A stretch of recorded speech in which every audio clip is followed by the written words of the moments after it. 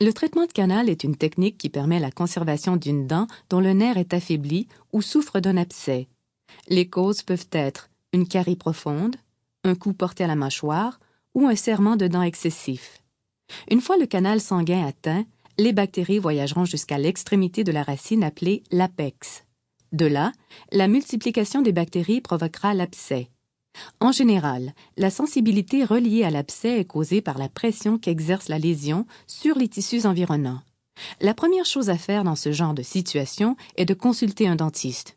Évidemment, il aurait été beaucoup plus sage de consulter bien avant. Mais une fois les dommages présents, il reste encore deux options, soit l'extraction ou le traitement de canal.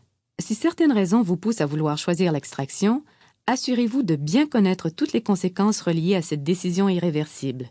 En effet, la nature a pourvu nos dents d'un mécanisme voulant que chacune d'entre elles se touche.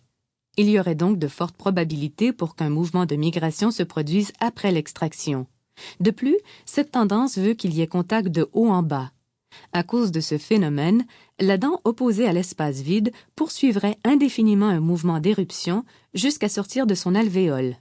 Elle deviendrait possiblement mobile et sensible et sa chute serait alors probable. Donc, à long terme, il se peut que l'extraction d'une seule dent conduise à la perte de d'autres dents. Pour procéder à l'option du traitement de canal, on devra d'abord éliminer toute source d'infection, habituellement à l'aide d'antibiotiques.